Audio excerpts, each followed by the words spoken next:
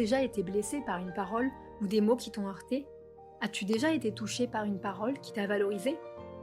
Parler, avec ses mots, avec son corps, parler aux autres, se parler à soi-même. La communication est partout autour de nous, qu'elle soit physique ou verbale, on ne peut y échapper. Même en s'isolant au fin fond d'une montagne, la discussion continue en nous. Dans cet épisode, on a envie d'aborder avec toi, au travers du conte du sultan et de ses dents, le sujet du pouvoir des mots et à quel point ils ont un impact sur notre vie. Bienvenue à toi sur ce podcast. Nous sommes Élise et Baptiste, un couple d'entrepreneurs passionnés par la découverte de soi. Notre mission est de t'accompagner dans l'exploration de ton monde intérieur. Découvrons avec toi ces contes fabuleux du monde entier, tous plus inspirants les uns que les autres.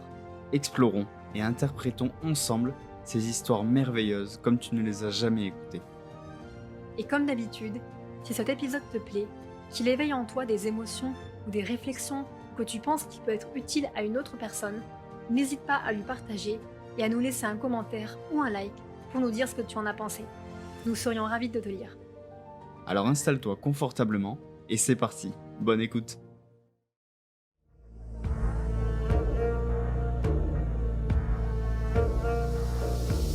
Il était une fois, dans une splendide demeure couverte d'or et de pierres précieuses, un sultan. Un beau matin, alors que tout était calme dans le palais, un terrible cri retentit. C'était le sultan. Il venait de rêver qu'il avait perdu toutes ses dents. Effrayé, il fit venir un homme sage pour interpréter son rêve.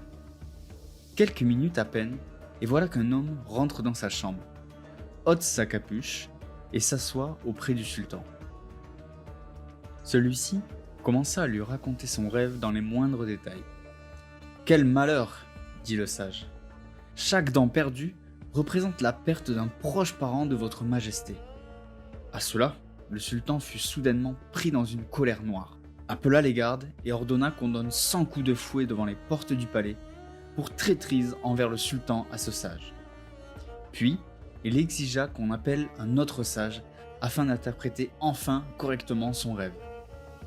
Sur les ordres du sultan, les gardes montèrent immédiatement en scène pour parcourir le village à la quête d'un sage assez fou pour interpréter le rêve. Ils s'approchèrent d'une tente et prièrent à un sage de les suivre. L'autre sage arriva quelques instants plus tard au palais. Quelle surprise quand il vit un homme attaché recevoir des coups de fouet. Il se fit escorter par un garde à la chambre du sultan. Il s'installa à côté de celui-ci et écouta son rêve. Quand le sultan, avec son air méprisant et supérieur, eut fini, le sage s'exclama alors : « Majesté, un grand bonheur vous est réservé. Le rêve indique que vous allez survivre contrairement à tous vos proches. » Le visage du sultan s'éclaira et il fit donner au sage une 100aine de pièces d'or. Quand celui-ci sortit du palais, un courtisan lui demanda : « Comment est-ce possible ? L'interprétation que tu as faite est la même que celle de ton collègue. Et pourtant, il a reçu des coups alors que toi on te donne des pièces d'or. Rappelle-toi toujours que tout dépend de la manière dont on dit les choses. »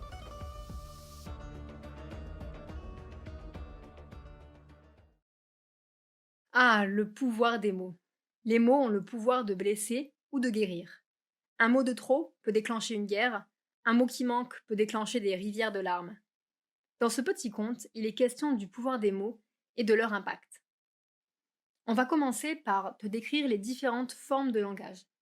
Il faut savoir que la communication est partout, qu'elle soit verbale, physique, que l'on écrive, que l'on chante, que l'on mime, et d'autres, que l'on bouge peut-être. Tout ceci en fait ne s'arrête jamais. Il existe différents types de communication. Je vais te partager avec toi quelques-unes pour que tu puisses comprendre que le poids des mots, c'est pas seulement dans la voix. On retrouve d'abord la communication écrite. Ça peut être dans des livres, des poèmes, dans des lettres d'amour ou des lettres de haine, par exemple, où le pouvoir des mots est important. Quand on va le lire, bien sûr, on va s'approprier l'interprétation. Ensuite, il y a la communication verbale. La communication verbale, ça va être tout ce que l'on dit à voix haute, mais aussi avec le paraverbal, donc l'intention, mais aussi l'intonation, la façon de dire les mots, le débit. Par exemple, si je te dis « Oh, mais t'es con !» ou si je te dis « T'es vraiment con !» En fait, je vais dire la même chose, mais pour autant, le message derrière n'est pas du tout le même. Et enfin, on va avoir la communication non verbale qui est souvent la plus importante dans la discussion. Est-ce qu'on va croire la personne? On va mieux comprendre son intention. Et donc tout ce qui est non verbal, ça va être les gestes, le regard, la façon de se tenir, le débit de parole par exemple. Donc là, c'était pour te montrer que le poids des mots, c'est dans tous ces types de communication. Maintenant, on va voir avec toi le pouvoir des mots. Qu'est-ce que ça veut dire? La définition d'un mot, c'est en fait une matière première qui est inépuisable et extrêmement malléable, qui est capable du pire comme du meilleur. Tout n'est finalement qu'une histoire de choix de mots, de syntaxe et de style, dans la façon de parler, de communiquer. Et bien sûr, un peu de talent. Et c'est là que ça se complique sévèrement. Un mot vous sauve, un mot vous tue. C'est une citation de Amélie Nothomb. Si les mots ont un sens, ils veulent dire quelque chose. Si je dis une chaise, c'est une chaise et c'est pas un canapé. Ils ont donc une intention. Quand on va parler, on veut faire passer un message et qu'il soit efficace. Quand on va parler, on va faire un choix de mots. On va préférer dire, je sais pas, sac plutôt que poche, par exemple. Et donc, par là, on va aussi décrire notre personnalité, qui nous sommes. Typiquement, si on choisit poche plutôt que sac, ça montre aussi peut-être d'où on vient, l'éducation qu'on a, je sais pas, les habitudes aussi que l'on a, et pourquoi on choisit ce mot plutôt qu'un autre. Les mots permettent de décrire la personnalité de la personne qui l'emploie, puisqu'on fait un choix dans les mots. On va préférer dire tel mot plutôt qu'un autre, et donc on sait que choisir, c'est renoncer. Le principe, c'est d'avoir des mots justes pour un message efficace. Ouais, c'est exactement ça. Les mots, en fait, c'est bien plus que des lettres mises bout à bout. On peut leur donner la forme qu'on veut. Un mot, ça peut très bien se transformer en un poignard pour blesser une autre personne, ou ça peut se transformer en un bouquet de fleurs pour valoriser, encourager, faire plaisir à une autre personne. Ils ont le pouvoir, donc, comme on l'a dit, de détruire ou de motiver. Et ce qu'il faut comprendre, c'est qu'un mot prononcé, il va générer une pensée. Cette pensée, elle va générer une émotion. Et cette émotion, eh bien, il est possible qu'elle marque notre esprit, en bien ou en mal. Ça dépend de ce que l'on va en faire. Les mots ont un pouvoir. Ils ont le pouvoir d'influencer les personnes. Ils ont le pouvoir d'influencer notre bien-être mental ou notre mental. Il faut bien faire la distinction entre poids des mots et pouvoir des mots. Les deux sont des vérités. Les mots ont un poids, ils ont un certain impact quand on les prononce, ils ont un certain impact parce qu'ils peuvent évoquer des sentiments ou avoir une certaine signification plus forte pour un individu qu'un autre. Et ils ont également un pouvoir parce que selon leur tournure, selon l'orateur qui les expose, selon son intention, selon son discours, selon la structure de sa phrase, selon aussi, on peut partir dans le non-verbal ou le paraverbal, tout ça va avoir un impact et va peut-être changer le poids du mot en question. Dans l'exemple du conte, le deuxième sage, il a dit la même chose que le premier au sultan. Il a simplement modifié un petit peu la structure de sa phrase pour faire passer le même message. Et ce qu'il faut retenir là-dedans, c'est qu'il y a eu une forme de manipulation. Donc bien utiliser les mots, ça peut être, malheureusement ou heureusement, ça dépend des circonstances, mais quelque chose de bon. En l'occurrence, dans ce conte, ça lui a évité 100 coups de fouet. Mais malheureusement aussi, il y a eu beaucoup d'exemples, notamment l'histoire des dictateurs, qui ont réussi à manipuler énormément de personnes pour faire passer une idée qui n'était peut-être pas en accord avec l'éthique de ces personnes-là, mais tellement le message était fort, tellement le message avait été bien prononcé et bien expliqué, les mots bien tournés et bien utilisés, que en fait c'est devenu une vérité pour tout le monde. Donc ce qu'on voulait dire, c'est que les mots ont réellement un pouvoir et ont réellement un poids, et ça, il ne faut pas le négliger, que ce soit envers soi, que ce soit envers les autres. Dans leur utilisation, il faut en avoir conscience. C'est comme avoir conscience que quand on achète une grosse voiture, eh bien, elle peut aller vite. On peut rouler tranquillement, mais il faut faire attention parce que si tu appuies plus vite sur l'accélérateur, ben, tu peux te faire surprendre. Et en fait, c'est ça, justement, prendre conscience des mots, de la mesure de ces mots, de la justesse de ces mots qu'on emploie, et de prendre de la mesure aussi dans ce qu'on prononce et comment on le prononce avec les autres. Un exemple là-dessus, c'est une petite histoire, encore une fois, un orateur qui parle du pouvoir de la pensée positive et des mots. Donc, au cours de la conférence, un participant lève la main et dit « Ce n'est pas parce que je vais dire bonheur, bonheur, bonheur que je vais me sentir mieux, ni parce que je dis malheur, malheur, malheur que je me sentirai moins bien. ce sont que des mots. Et les mots, en eux-mêmes, ils sont sans pouvoir. L'orateur, à ça, se fait un malin plaisir et répond « Taisez-vous, espèce d'idiot. Vous êtes incapable de comprendre quoi que ce soit. » Le participant, surpris et paralysé, il change de couleur et s'apprête à faire une répartie sanglante. « Vous, espèce de... » Et l'orateur lève la main. « Je vous prie de m'excuser. Je ne voulais pas vous blesser. Je vous prie d'accepter mes plates excuses. » Le participant se calme. L'assemblée, elle murmure. Il y a des mouvements un petit peu partout dans la salle. Et l'orateur reprend. « Vous avez la réponse à la question que vous vous posiez. Quelques mots ont déclenché chez vous une grande colère. D'autres mots vous ont calmé. Est-ce que vous comprenez mieux maintenant le pouvoir des mots ?» Un exemple pour moi que j'aimerais vous partager, c'est qu'il y a quelques années, lorsque je travaillais en fait pour une entreprise, je ne me sentais pas très bien, je ne me sentais pas à ma place. En tout cas, c'était mon ressenti, hein, c'était réellement ma réaction par rapport à ma relation avec mes collègues, par rapport à mon travail. Et en fait, j'avais tendance à ressasser sans cesse ce négatif parce que clairement, ça me faisait souffrir, hein, j'étais pas contente, je me sentais pas, ou valorisée, c'est vraiment un ressenti de ma part. Et ce qui se passait, c'est que dans mon entourage, à chaque fois qu'on me demandait des nouvelles, tout ça, j'avais tendance à tout le temps avoir ce discours, négatif clairement, triste, accablant. Et de toute façon, la vie est nulle, voilà, si vous voyez ce que je veux dire. Enfin, si tu vois ce que je veux dire. Et en fait, je me suis rendu compte, j'ai eu une sorte de déclic à un moment donné et je me suis dit: «Mais si j'arrête de cette roue infernale, ce cercle vicieux du négatif, ça peut-être que ça me ferait du bien». Et je me suis vraiment rendu compte qu'à force de parler du négatif autour de moi, bah, les gens avaient de moins en moins envie de savoir ou eux-mêmes étaient touchés par ça ou on voyait pas trop l'issue. Et c'est réellement dans ma façon de penser où je me suis dit: «Mais en fait, ces mots que j'emploie, si je me dis tous les jours que je suis triste, que ça va pas et que je trouve pas de solution, ça risque de rester comme ça pendant très longtemps». Et donc j'ai changé ma vision, en fait, vraiment mon regard par rapport à cette situation et j'ai vraiment fait une liste de tout ce qui me rendait, pas bien, on va dire et quelles solutions. Et en fait, mon discours a changé, mes mots ont changé pour décrire la situation et petit à petit, je me suis libérée de ce fardeau, en fait, hein, de sur ce poids que je portais.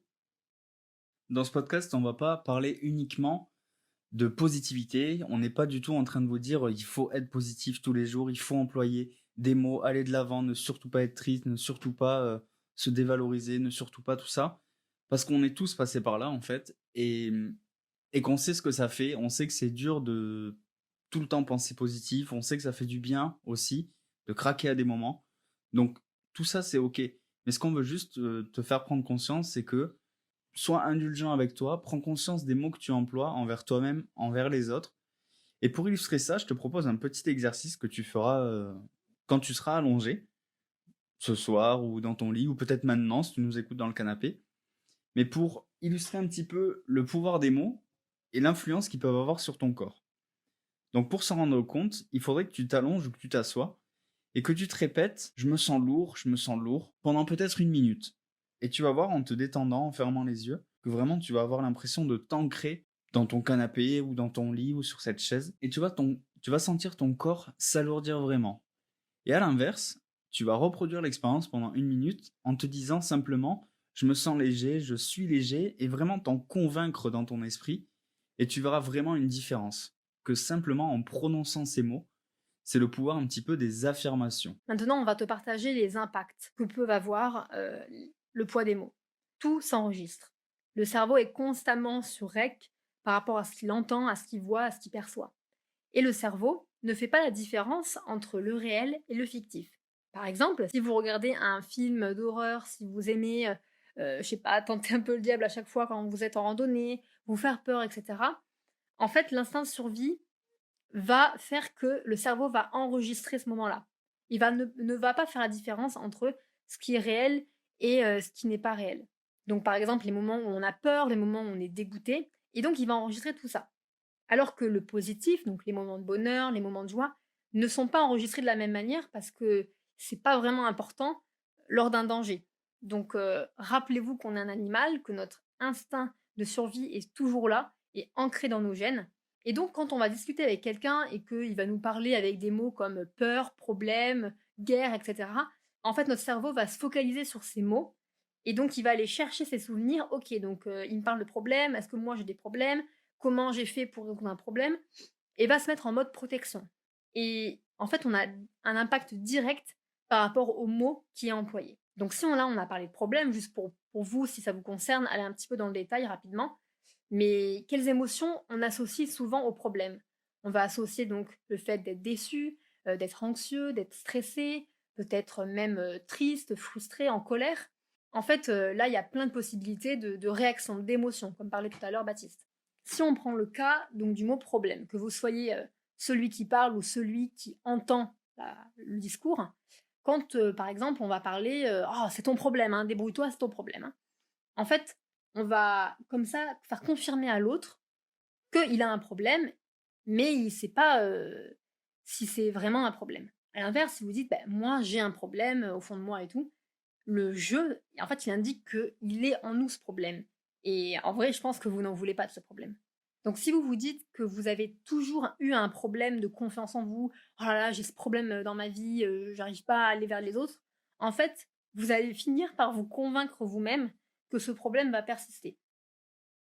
Enfin, quelque chose d'intéressant, je vous partage, hein, c'est une petite info qui peut peut-être faire réfléchir après tout. Quand on a du stress, un stress intense qui va peut-être durer 1 minute, on va créer en fait une hormone de stress, le cortisol, et qui va être associée à l'adrénaline. Et hop, on va avoir le rythme cardiaque qui va augmenter. Pour faire redescendre cette hormone, ce cortisol, ça va nous prendre 1 heure. Donc imaginez si vous êtes en stress intense pendant 5 minutes, ça va vous prendre 5 heures. Pour ça, il faut faire attention à notre façon de réagir aux mots parce que ça peut très facilement nous atteindre. Les mots, les phrases ou les expressions que tu utilises ou que tu entends au quotidien, il faut savoir qu'elles laissent des traces et plus marquantes que tu ne l'imagines. J'ai moi-même été pendant très longtemps dans un langage négatif, un petit peu à la même période qu'Élise, quand dans nos boulots respectifs ça allait pas trop, on voyait pas forcément d'issue à tout ça, ou on cherchait notre bonheur un petit peu ailleurs, on le savait qu'il se trouvait ailleurs. Donc on avait toujours ce discours un petit peu négatif, puis vu qu'on était deux, bah, ça encourageait pas forcément l'autre non plus.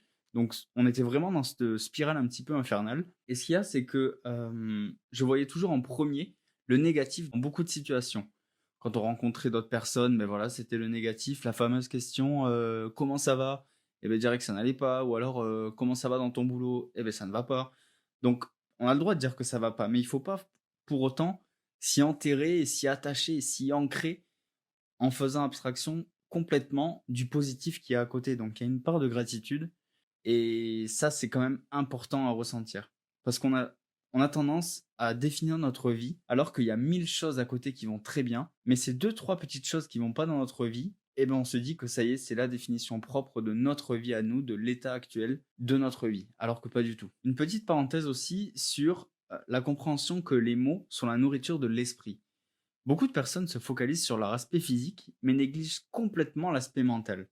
Peut-être qu'elles n'en ont pas conscience, peut-être qu'elles se disent qu'elles n'ont pas le pouvoir de l'influencer, mais nous, ce qu'on essaye de te partager aujourd'hui, c'est justement la compréhension que tu as un pouvoir là-dessus. Alors pour l'aspect physique, c'est simple, pour ta santé physique, on te dit qu'il faut manger sainement, des aliments non transformés ou transformés le moins possible, qu'il faut boire suffisamment 2 litres d'eau par jour, voire plus selon ton activité physique. Mais qu'en est-il de la nourriture que tu donnes à ton esprit? Lui, la seule nourriture qu'il réclame, elle se trouve dans tes pensées, dans tes émotions.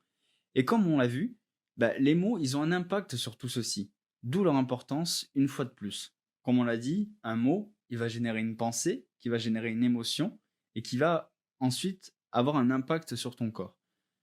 Plus tu prêtes attention à la source de tout ceci, qui sont les mots, plus ta santé mentale va être positive. Autre chose aussi, c'est qu'on aspire tous à être libre, que ce soit physiquement, mentalement ou tout ce qu'on veut. On veut tous être libres sur un maximum de plans dans notre vie, et c'est très bien. Cependant, on a quand même certaines obligations comme tout le monde, mais tout ceci, c'est extérieur à nous. Le seul endroit où personne d'autre ne peut avoir d'influence, à part nous-mêmes quand on le veut vraiment, c'est dans notre esprit. L'esprit, c'est un monde infini avec des possibilités incroyables. Donc à toi de voir si tu veux brider celui-ci ou le laisser s'étendre sans limite en prenant soin. Alors maintenant qu'on a vu tout ça, je vais te proposer un petit bilan, un petit récap et des petits tips pour t'aider à comprendre l'importance des mots et réussir à les mettre en avant dans ta vie et les utiliser correctement.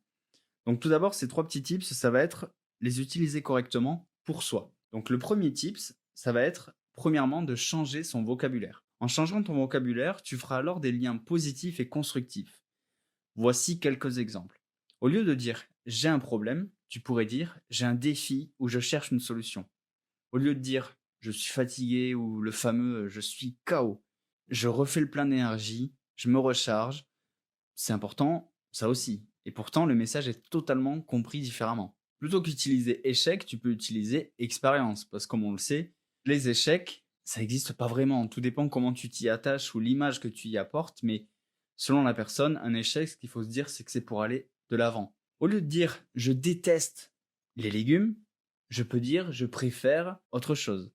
Comme on le disait et comme on l'a expérimenté dans notre travail, en fait, plus tu vas utiliser le négatif, et je pense que tu as compris le message à force, je vais pas m'éterniser dessus, mais plus tu vas utiliser le négatif, plus ça va t'enfermer là-dedans et tu ne verras plus que ça malheureusement. Ce que tu peux faire, c'est impliquer ta famille, tes collègues ou tes amis sous forme de petits jeux. À chaque fois qu'il y en a un qui prend une tournure de phrase négative, essayer de le reprendre. Et la gamification, c'est quelque chose d'important et ça met un petit peu de piment dans le jeu et tu verras que tu vas vite te prendre au jeu et tu auras envie de pratiquer plus souvent.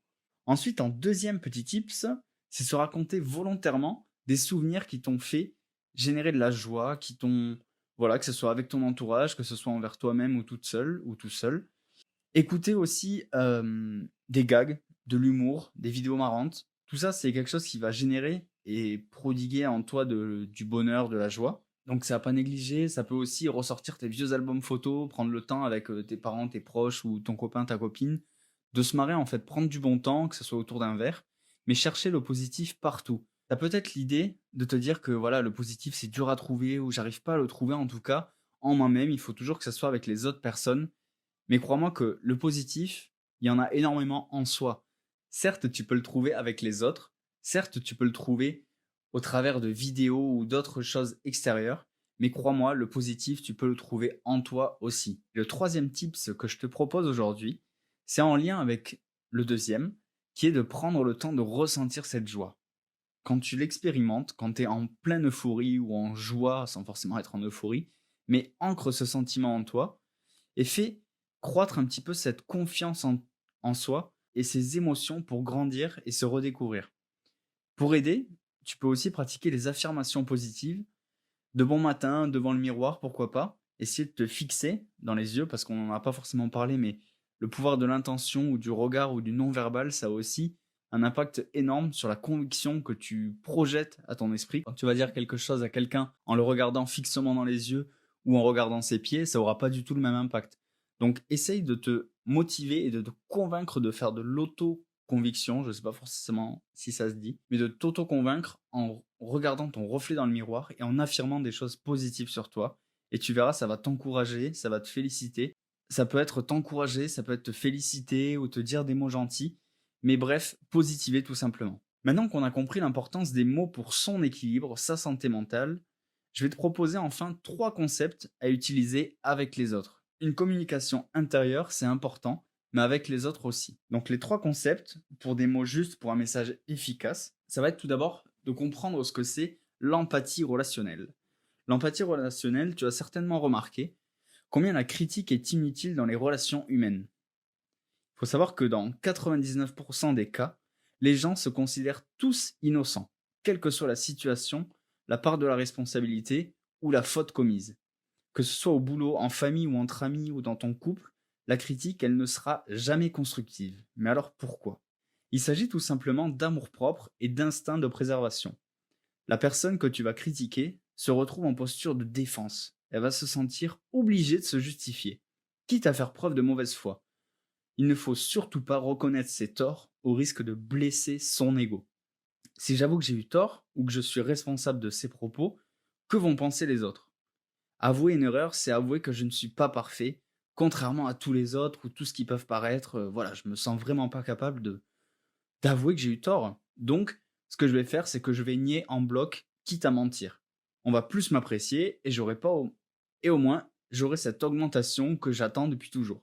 Et pour développer ce sujet, il y a une citation de Lincoln qui est pleine de bon sens, mais si peu appliquée dans la vie de tous les jours malheureusement, c'est ne juge point si tu ne veux point être jugé. Donc dans la relation avec les autres, ce qu'il faut comprendre, c'est que ça sert à rien de juger quelqu'un parce que de toute façon, tu vas pas aller dans son sens ou ou tu vas le braquer. Commence donc par travailler sur toi en modifiant ton état d'esprit et tes schémas de pensée afin de vouloir changer tout le monde. Tout le monde ne pourra pas te ressembler, tout le monde ne pourra pas être dans le positif comme toi tu essayes d'être tout le temps maintenant que tu as compris le pouvoir des mots sur ton état mental. Mais ce qu'il faut comprendre, c'est que tu ne pourras pas inculquer à quelqu'un un message si tu lui rentres dedans. Cela sera beaucoup plus efficace et productif pour influencer les autres et faire passer un message impactant et constructif si tu essayes de détourner un petit peu la situation sans y aller droit devant. Par exemple, je prends l'exemple d'une personne qui casse quelque chose alors qu'il voulait bien faire. Ça peut être l'exemple de tu prêtes à ton copain ou à ta copine ta voiture et malheureusement il y a un accident qui se passe. Je pense pas, à moins que ton copain ou ta copine ait des choses à te reprocher, mais que ce soit quelque chose de volontaire de sa part. Donc plutôt que de te dire bon, mais dès que je vais le recroiser ou la recroiser, ben, je vais lui mettre un tampon, je vais lui rentrer dedans et tout, on va se clasher et tout pour faire passer mon énervement ou ma colère. Ce qu'il faut comprendre, c'est que cette personne-là, je pense pas que ça soit fait exprès. Donc qu'est-ce que ça va apporter de l'assassiner avec des propos comme ça ou des mots comme ça, plutôt que finalement ben, tout simplement pas en rajouter parce que la personne s'en veut très certainement déjà assez. Un deuxième conseil que je pourrais vous partager, c'est de complimenter votre interlocuteur honnêtement et sincèrement. Parce que c'est peut-être moi qui le dis, hein, c'est moi qui ai peut-être inventé cette citation, mais on a la critique facile et le compliment timide. Et je pense que c'est vrai, on a tendance à vouloir, je dis on, hein, c'est pas tout le monde bien sûr, mais à pointer du doigt selon notre vécu, notre ressenti, notre émotion, sur une situation qui ne nous concerne pas déjà, par exemple. Je vais prendre un exemple tout simple qui ne me concerne pas, mais qui pourra peut-être illustrer cette situation. Si c'est un parent qui a donc un enfant qui a envie d'être musicien, et que pour le père, lui, personnellement, il n'aime pas ce métier, il n'aime pas la musique, il trouve ça nul, et qui va lui dire bah non, de toute façon, j'ai pas envie que tu fasses ça, tu vas avoir un métier, etc. Bref, qui a donc forcément un jugement sur l'activité en question. Déjà, ben, la critique a été très facile, alors que de complimenter l'enfant en lui disant bah écoute, c'est très bien, qu'est-ce que tu aimes en particulier, bah écoute, franchement, vas-y, lance-toi, on verra ce que ça donne. En tout cas, je crois en toi, je te fais confiance, et c'est bête, mais ces quelques mots peuvent tout changer sur la personne. Après, bien sûr, il ne faut pas non plus aller dans l'excès de tout le temps complimenter, au risque de passer pour quelqu'un de faux ou quelqu'un un peu d'hypocrite, hein, qui va tout le temps dire que tout va bien, et peut-être un manque d'honnêteté. Bien sûr, il faut pouvoir dire ce qui ne va pas, en tout cas, peut-être ce qui est un peu ou qui n'est pas raisonnable ou qui peut un petit peu bloquer l'autre, avec bienveillance, bien sûr. Vous n'imaginez pas tout le pouvoir de la confiance en soi. Les éloges, la considération, les encouragements sont des besoins vitaux, presque au même titre que la faim. Observe ce que les autres font de bien et dis-leur. Je vais vous partager un petit exemple qui était une situation que j'ai vécue il y a quelques jours, qui était vraiment magique. C'était tout simplement une personne qui venait entretenir les lieux où on dormait. Et moi, je venais de me lever, j'étais à moitié habillée, à moitié coiffée, quoi. Et pour moi, j'avais le sentiment que, bon, c'était le matin, quoi, pas réveillée. Et la dame, elle passe devant moi et elle me dit en notre langue que vous êtes très belle. Moi, je comprends pas trop, je lui dis pardon, j'ai pas compris à qui vous parlez. Donc elle répète avec un grand sourire. Et en fait, c'est bête, mais en fait, cette journée a été tellement plus belle, tout simplement parce que quelqu'un m'a dit ce qu'elle pensait. Alors vraiment, je me la pète pas du tout, mais ça m'a fait vraiment du bien d'entendre ça. Et ça m'a fait aussi reconsidérer le regard que j'ai sur moi, et qu'en fait, un mot, un regard, un sourire a, a eu un impact très fort pour moi. Et enfin, le troisième et dernier conseil, celui d'inspirer la joie, que ce soit par le sourire, que ce soit par les mots. Sans rentrer forcément dans les détails de l'énergie que chacun dégage, je pense qu'on est tous d'accord pour dire que quelqu'un de malheureux ou triste, bah, ça invite pas forcément à la discussion. Donc c'est pas sa faute, mais le constat est là. Au contraire, une personne souriante, la tête haute, invite à la discussion, mais pourquoi tout ça? Bien sûr, l'aspect physique, ça va y jouer. Mais as-tu déjà remarqué que n'importe quelle personne qui sourit ou rigole, ça crée automatiquement une proximité, une forme de sentiment de sympathie. On recherche tous le bonheur. C'est une incroyable énergie et vu qu'on aspire tous à être heureux, on veut se rapprocher des sources de bonheur qui nous entourent. Alors inspire la positivité dans tes mots, dans ta gestuelle, sois sincère dans tes relations et avec toi-même. Prends conscience des mots que tu emploies envers toi ou avec les autres, que ce soit ton entourage ou des inconnus. Et surtout, le plus important, prends le temps de ressentir ce qui se passe en toi.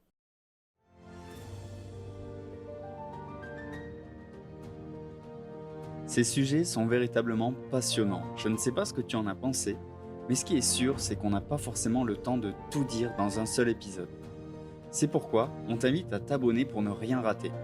On te remercie et on est vraiment très fiers que tu sois encore parmi nous à cet instant. Cela prouve que ce sujet a fait écho en toi, que tu comprends l'importance de mettre en lumière tous ces mécanismes qui nous composent. Si cet épisode t'a plu, qu'il a éveillé en toi des émotions ou des réflexions, n'hésite pas à nous le partager en commentaire. On serait ravis d'avoir ton avis là-dessus et d'échanger à ce sujet avec toi.